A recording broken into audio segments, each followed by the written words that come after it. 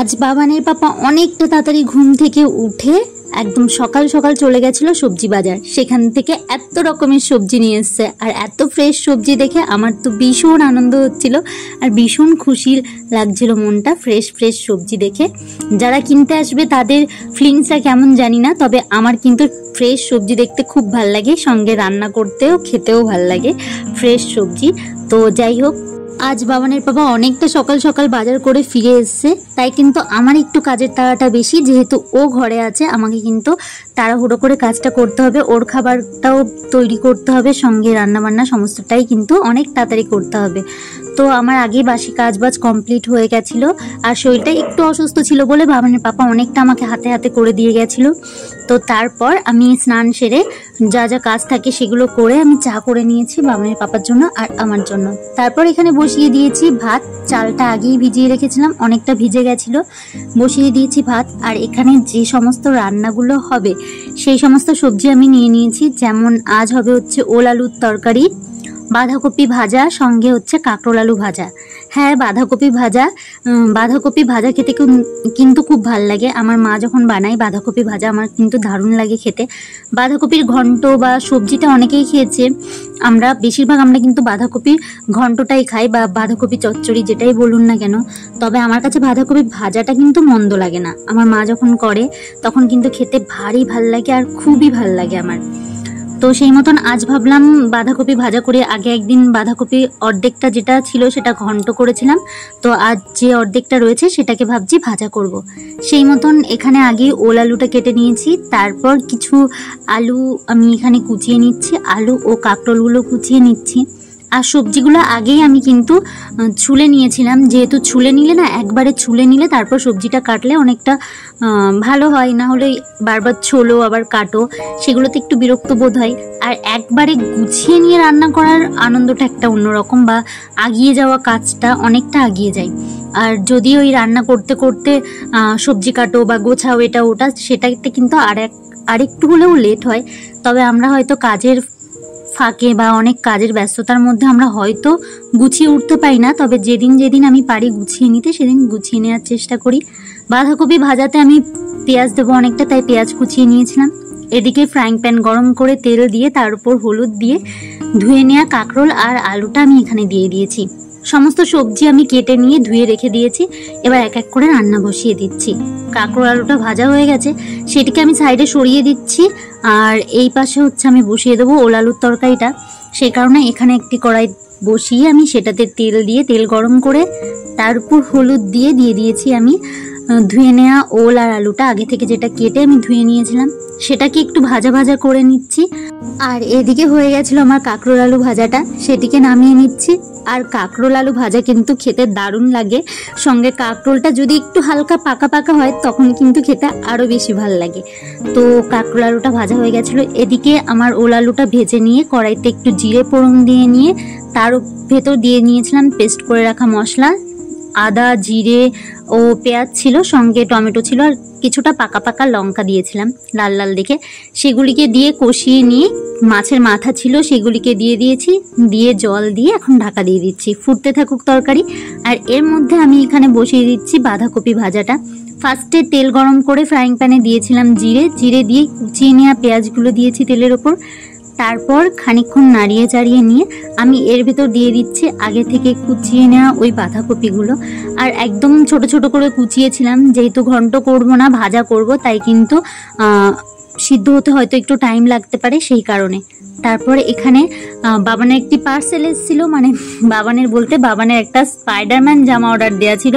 কিছুদিন ধরে ও খুব বলছিল আমাকে একটা স্পাইডারম্যান জামা কিনে দাও, তো সেই থেকে আমরা অনলাইনে অর্ডার করেছিলাম। ওটা নিয়ে ও তো আগে এসছে, ও বলছে না আমি ঘরে গিয়ে আগে খুলবো। তো এখানে খুলেছে, পুরোটা দেখতে দেয়নি আমাদের, ও নিজেই খুলেছে, আর ও যে আনন্দটা পেয়েছিল সেটা যে কি মানে ভাষায় প্রকাশ করার মতো না। ও যখন ওটা পেয়েছিল আমি সেই কারণে ওর হাতেই দিতে বলেছিলাম ডেলিভারি বয়কে, যে ওর হাতেই দাও পার্সেলটা। তো সেই মতন ও নিয়ে তো খুব খুশি হয়েছিল। তবে ওকে পড়ানোর চেষ্টা করেছিলাম, ও বলেছিল এখন পড়বে না, ও বলছে ও নাকি পুজোর সময় পড়বে এটা। যাই হোক, ওর যেটাই থাকলো। ও আর একটাও কথা বলছে, এর থেকে কেন জাল বেরোচ্ছে না, মানে স্পাইডারম্যানের হাত থেকে তো জাল বেরোয়, সেটা কেন বেরোচ্ছে না। তো সেটা ওকে কি করে বোঝাবো, ওকে তো বোঝানো সম্ভব নয়। তবু ওকে যতটা পারলাম বোঝালাম। তারপর এদিকে আমি রান্নাবান্না কমপ্লিট করে ক্লিনিংয়ের কাজগুলো সেরে নিয়েছি। এবার জানলাটা দিয়ে দিচ্ছি, কারণ প্রচণ্ড পরিমাণে রোদের তাপ ঢুকছিল ঘরে। আর তার আগে আমার দুধটা পুরো কেটে গেছিলো, দেখতেই পেরেছেন। সেটি ছানা আমি তুলে নিয়েছি, ছানা হয়ে গেছিলো, সেটি তুলে রেখেছি। তারপর এখন রান্নাঘরটা পুরো ক্লিন করে নিচ্ছি। পুরো ঘরটাই আমি ঝাড় দিয়ে নিই এই টাইমটায়। আর রান্নাবান্না হয়ে যাওয়ার পর আমি ঝাড় দিয়ে তারপর আবারও ঘর মুছি। সকালবেলা একবার আমি ঘর মুছে নিই বাসি কাজ সারার পর। তারপর আমি এই যে দুপুর টাইমটায় আর একবার চেষ্টা করি ঘরটা মুছে নেওয়ার। কোনো দিন হয়তো সম্ভব হয়ে ওঠে না, যেদিন আমার অনেকটা লেট হয়ে যায় রান্না করতে, তখন অনেকটাই কাজের প্রেশার থাকে বা কাজের চাপ থাকে, দোকানেও চাপ থাকে, তখন আর হয়ে ওঠে না। তবে প্রায় দিন চেষ্টা করি ঝাড় দিয়ে ঘরটা মুছে নেওয়ার। তবে প্রত্যেক দিন দুপুরবেলা করে আমি কিন্তু ঝাড় দিয়ে থাকি ঘরটা রান্না হয়ে যাওয়ার পর। তারপর যেহেতু আজকে অনেকটা তাড়াতাড়ি রান্না হয়ে গেছিলো, ভাবলাম যে আমি কিছুটা ক্লিনিংয়ের কাজগুলো সারি। তো ভাবলাম ফার্স্টে ড্রেসিং টেবিলটাই ক্লিন করি। আজ ভেবেছিলাম পুরো ফার্নিচারগুলো আজকে ক্লিন করব, তবে হয়ে ওঠেনি, কারণ আমার এই ড্রেসিং টেবিলটাকে পুরো ডিপ ক্লিনিং করার প্রয়োজন পড়েছে। কারণ আমি এই ঘরে আসার পর সেরকমভাবে কোনো ক্লিনিংয়ের কাজগুলোই করতে পারি না বা পারছি না, সময় দিতেই পারছি না একেবারে, কারণ দোকানের দিকটাও দেখতে হয়, তারপর রান্নাবান্না, ছেলেকে আলাদা করে টাইম দিতে হয়, তারপর ধরুন ঘরের কিছুই করি না তবুও টুকিটাকি যে কাজগুলো করতে হয় সেগুলো তো অনেকটাই সময় লেগে যায়। তো আজকে ভাবলাম যেহেতু রান্নাবান্নাটা হয়ে গেছে, ক্লিনিংয়ের কাজগুলো সারি। আর আমি যখন এই ক্লিনিংয়ের কাজগুলো করছিলাম আর আমি ভাবছিলাম, যখন বিয়ের পর বা যখন এই ফার্নিচারগুলো আমার ঘরে এসেছিল, আমি এমন একটা দিন নেই যে এগুলোকে মুছিনি। বিশেষ করে আমার ড্রেসিং টেবিলটা তো খুব শখের, যেহেতু এখানে আমার অনেক শখের জিনিস থাকে বা থাকতো। এখন খুব একটা শখের জিনিস থাকে না, কারণ এখন অতটা সাজুগুজু করতে পছন্দ করি না। তবে ভাবছিলাম যে একটু ধুলো পড়তে দিনই, সেখানে আমি আজ দেখলাম যে এতটা ধুলোর স্তর জমেছে, মানে আমি যখন মুছছিলাম ধুলোগুলো রীতিমতো উঠছিল।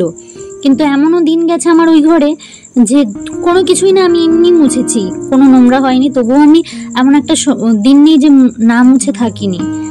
সেটা ভেবে ভেবে অনেকটা খারাপও লাগছিল।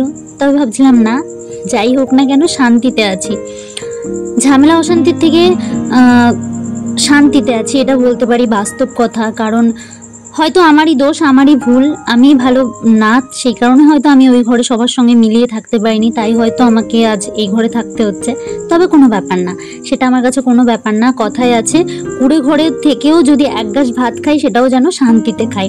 তো সত্যি বাস্তব, আমার হয়তো মাথার উপরে ছাদ নেই, চারি সাইডে পাকা, তবে আমার মাথার উপরে ছাদ নেই, টিন আছে, তবে আমি এক গাছ ভাত যেটা খাই সেটা আমি শান্তিতে খাই না। আমার অশান্তি আছে মনে, না আমাকে বাবানের পাপার কাছে কান্না করতে লাগে।